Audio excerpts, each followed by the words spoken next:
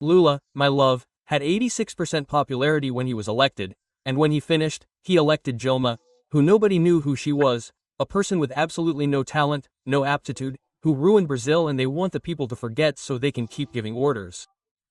Lula did the same thing with Haddad, humiliating the guy by going to Curitiba every week and so on, to become president of the republic as a messenger boy and not as the leader the country needs. Well, Lula didn't propose any reforms, mitre, none to say no. Congress is the den of conservative resistance. Lie, he proposes nothing.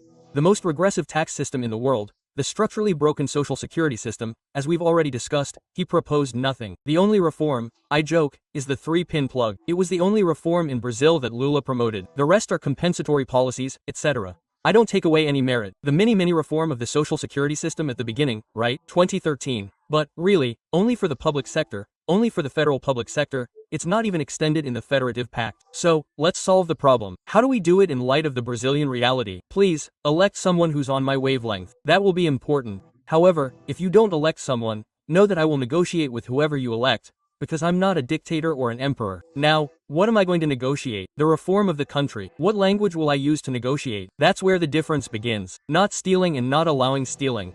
Honoring representatives. It's all good.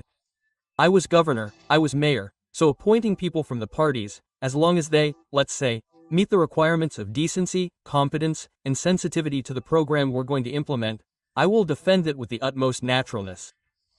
That's how I governed, peacefully the whole time. I was in parliament, I was the most voted federal representative. There's no problem at all. The problem in Brazil is that you're negotiating impunity and perpetuity of power, and you're negotiating whether you allow theft or steal. That's the difference. Now, let's get to it. During the reform period, the first 6 months, we'll discuss it in depth, based on a foundation that will already be clarified during the campaign. I'm going to denounce the personalism. Let me guess, I'm Bolsonaro, I'm Lula. Hold on a minute. What's this? What's the proposed reform of the tax structure? How are we going to find jobs for the people? How much does it cost? Where does the money come from? This will be my participation, and if there are months left for us to mature the reform, it will be implemented in a consolidated manner through a constitutional review according to the procedure prescribed in the Constitution, which is the procedure of amendment. 2/3 of the votes, 4 rounds of voting, 2 in the chamber with a break, 2 in the Senate. I'm in control. I know this stuff quite well. Well, but how am I going to minimize the risk of a knife to the throat from the quid pro quo? I'm going to conduct a more complex negotiation than is done in this conservative Brazilian tradition, because they're not negotiating the country. What am I going to do? I'm going to redesign the Federative Pact. Today, 23 states are bankrupt out of 27. I often hear Governor Eduardo Leite of Rio Grande do Sul value important fiscal adjustments. Without a doubt, fiscal sanity is an important value, but Rio Grande do Sul doesn't currently have a civil service system in arrears because it's stuck on a court injunction and hasn't paid its debt to the federal government, you see? So we need to go to Socorro in Rio Grande do Sul, in Sao Paulo. Where are you going to get the resources from? Oh, do you want to talk about that? Because we're still discussing how I'm going to implement the reform. Well, I'm thinking about it. Where am I going to get the resources? Do you want to talk about that now? Basically, it's this. First, the biggest constraint in the Federative Pact is debt. But the debt, when I calculate it, I'll study it, is $600 billion, plus all the debt of states and municipalities to the federal government.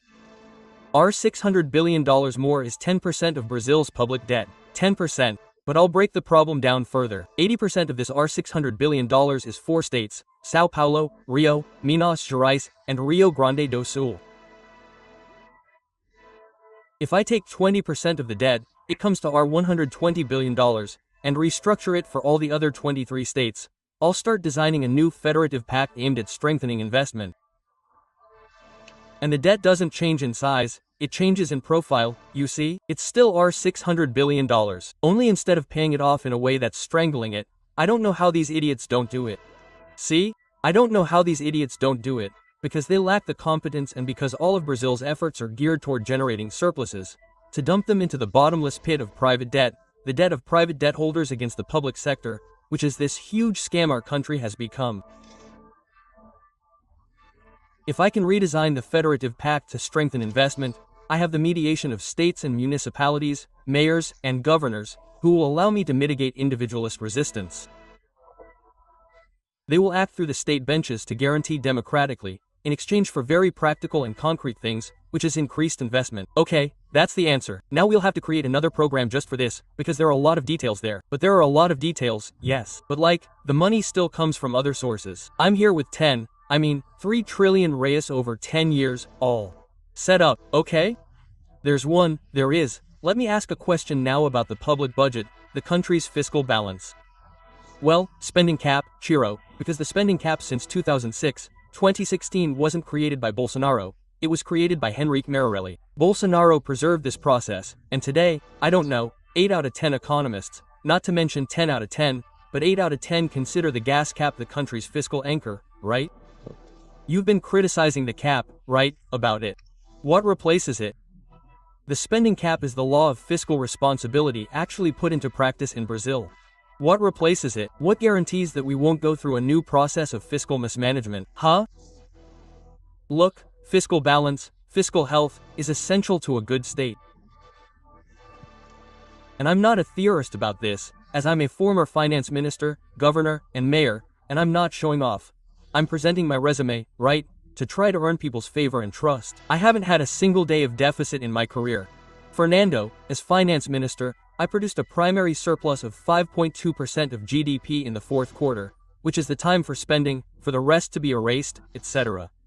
As governor of Ceará, I went to the market and paid off 100% of the state of Ceará's bond debt, 15 to 20 years ahead of maturity, because I was working with 36% of free net current revenue and didn't see any point, just because it wasn't during my term that the state of Ceará would become like Sao Paulo, like Rio, where they went bankrupt.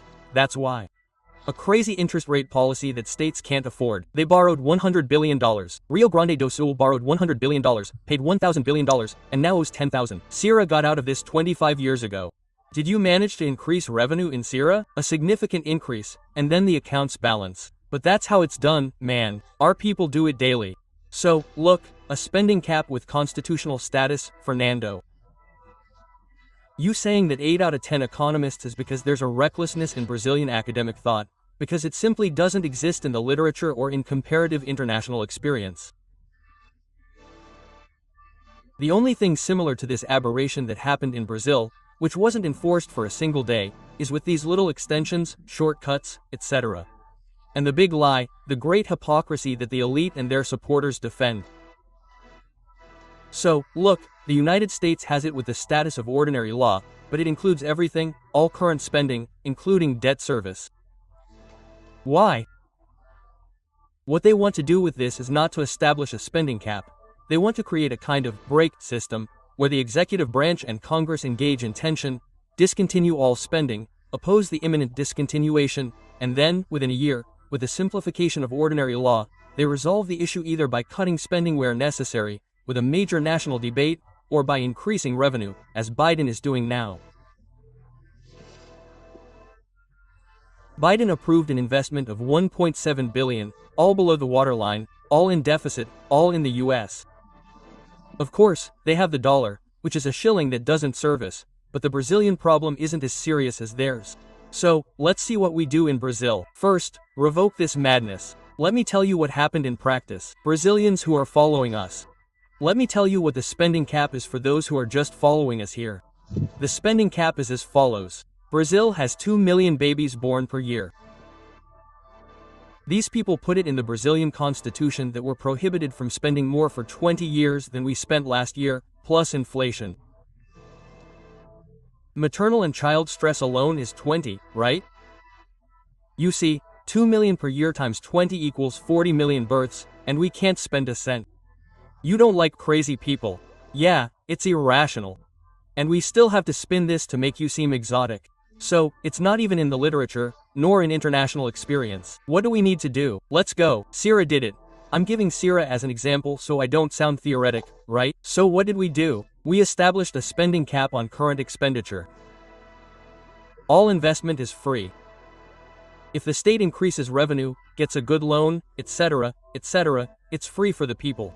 What are we stressing about? Corporate conflict and such, which is very significant and not the reality. So let's put it this way. Let's introduce debt. The federal Senate has to establish a resolution, and for what? To default? No, to stress the entire country. And then we'll discuss debt liability management, that is, a structuring. What country in the world has a committed operation worth 13% of GDP? Why do I believe it's possible to win? First, because Brazil needs to celebrate a new economic model and a new model of political governance. And while I'm not alone in this call for the Brazilian people to finally free us from this lead ball that ties us to the past, it's not that we're discussing the foundations, right, of a new economic model and a new form of political governance that are making Brazil the slowest growing economy in the world, and that's not just today. It's, I would say, historically, if we consider a period of 4 decades in Brazil. And the other thing is a popular issue, right? I'm Brazilian, I never give up, right? And today I'm more mature, the strength of age, I'm now 63 years old. And I realized that often a stronger sentence, which is the expression of my indignation with things in Brazil, I could give you 50 numbers here that only increase my indignation, but I realized that often the expression of this indignation is much more frightening than moving. And the message for a good communicator, which I have to be, right? Well, it belongs to the one who receives the message, not the one who sends it. So, it doesn't cost me anything, to learn from some mistakes I made. I stepped on some banana peels, but I'm much more mature, much more experienced, and more than anything, Rodolfo, my responsibility is growing a lot. The Brazilian moment calls for a lot of balance, a lot of severity, a lot of authority, and I won't make mistakes. Governor. Well, by the way, João Santana, right, who's with you, certainly supports this change in style. He must have already insisted on it with you, but that's not the fundamental question. My question is this. You seem to believe, you say it's a hunch, but you seem to believe that you'll be in the runoff with Lula. What makes you so convinced that Bolsonaro won't be, considering everything that's happened in the country and is happening today, with a divided country, right? Where conflicts of values, even hatred, still play out on social media, and everything indicates that both sides are firmly entrenched in this polarization. Where does this certainty of yours come from? It's not a certainty, it's a hunch, right? But it's a hunch that comes from my deep intimacy with Brazilian history. If you look closely, in Brazil's modern history, since Dutra, only 3 presidents have completed their terms naturally, not without major setbacks: Juscelino Kubitschek, Fernando Henrique Cardoso, and Lula. What characterizes these 3 statesmen, these 3 public figures? An absolutely extraordinary capacity, even when it comes to abuse, bribery, right? To coax adversaries, to numb conflict, to conciliate antagonisms, etc. Bolsonaro is the opposite. I've said that if Bolsonaro were walking down a sidewalk and saw a banana peel on the other side of the street, he'd cross the street to step on it. So, historically, Bolsonaro isn't in the same league as presidents who escaped suicide, the resignation of the impossibly powerful. He's in the same league as those, not this one, those presidents who managed to reconcile. He's in the same league as those who will be interrupted. Then there's Bolsonaro's psychology, which I know very well and which is getting much worse, the psychology of a paranoid, an imbecile, right, with very serious traits of villainy, of character, right? And he's seeing the most serious symbolic foundations he has with which he deceived the majority of Brazilian society crumble. In essence, he himself is a great scoundrel, involved in corruption. Now he has a book published, something I already knew, that he paid for his honeymoon with his current wife with money from the federal chamber. He stole money from the federal chamber's gas station. I can prove all of this so much that he won't sue me. And on the other hand, the idea of a new politics, remember? So, on top of the PT's moral and economic debacle, Bolsonaro rides on the idea of a new politics, etc. And today, well, it can also be demonstrated, he is the politician who bribes and is bribed the most by this physiological and corrupt structure of Brazilian life. So, the probability of him not being in the elections is very high, and even if he is, the probability of him not being in the second round is, but Dilma finishes her first term and is tarred in the second, but she ends up finishing a term and, of course, in the re-election, she ends up being tarred. Chile. I do, let's say, I go the other way, Ciro, right? This intuition you have that Bolsonaro will eventually not be in the second round, right? You can understand that it's a strong intuition that Lula will be in the second round with all the debacle, etc. I mean, the left still has this power, right? What leads you to this perception? It's not the left, right? You are a political science expert and you know that in Brazil, Lula and the Workers' Party usurp the symbolism, the rhetoric, the colors. It's not from the so-called left-wing spectrum. But Lula is a kind of perfect crime, exercising an absolutely conservative political economy in every way, the same political economy designed by Fernando Henrique Cardoso, who has been acquitted. Fernando Henrique Cardoso experimented with the macroeconomic tripod as a desperate attempt to solve the collapse of the real, which was anchored to the exchange rate. Everyone remembers this back in 1999, and it's said that since then, the PSDB has never won another national election. Why? Because the country stopped growing. This kind of turmoil doesn't allow the country to grow. Growth has become a byproduct, a side effect. However, it's a fact that Lula's exuberant personality has clogged this leftist spectrum and even deceives a young leftist like Peso, who, in his partisan adolescence, resolves to explain the inexplicable, both economic contradictions and, especially for this universe, right? Moral contradictions, because Lula didn't have due process. I've always denounced this at the time, but Lula's government is inherently corrupt. It's possible to draw this, explain it, but the eloquent symbol is palos. Palotio is no accident. Palotio is not an ally complacent with pragmatism. Paulo is the founder of the PT Lula model, the one who commanded Lula's economic and political strategy and returned $100 million in excess. He's also a plea bargaining partner that will be used in the campaign to support the young man who doesn't know this story and who saw Moro's aberrations, right? And who is inclined towards Lula. But my conviction that he will be in the second round stems from the fact that Lula has 25% of the Brazilian electorate under any circumstances. And it's more or less reversed. Bolsonaro has 15%. So it doesn't matter if Bolsonaro is cheating on the vaccine. It doesn't matter if Bolsonaro precipitated the economy into the biggest disaster, or if Bolsonaro led Brazil to international scrutiny, or if Bolsonaro is promoting a parade of tanks, right, powered by coal, spewing smoke in Brasilia to embarrass Congress. It doesn't matter what aberrations Bolsonaro commits, or the Bolsonaro family's gang-like nature. 15% call him a myth. That's more of a subject for psychoanalysis than Lula, and despite everything, he has 25%, but Bolsonaro has more than 15%. The polls show 25-28. Wait a minute.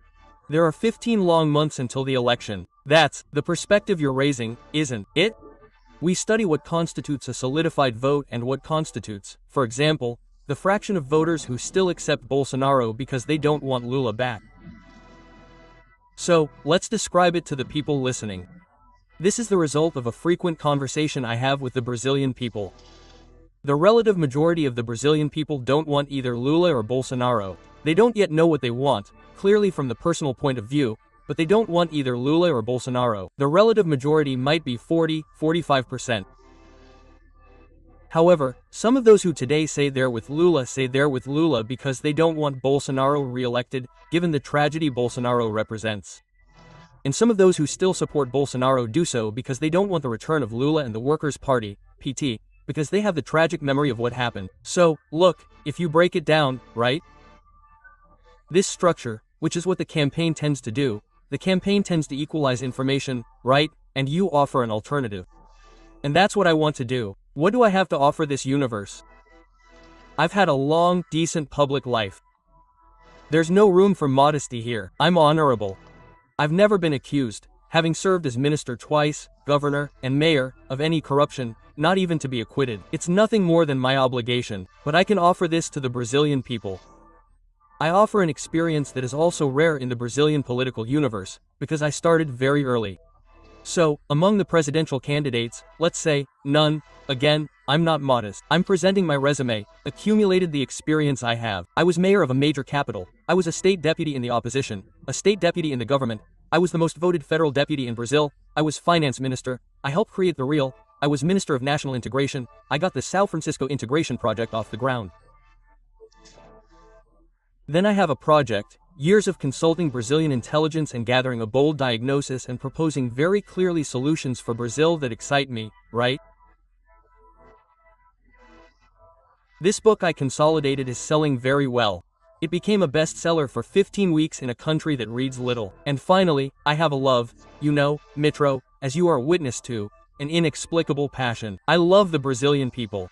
What fulfills me is people's affection. That's why I've been the most popular in every experience I've had. That's what I offer, right? But look, there are other candidates who are also eyeing this area, the center-right, center-left, and so on. And in the last election, there was a very divided area, right? Are you inclined to talk to some of them?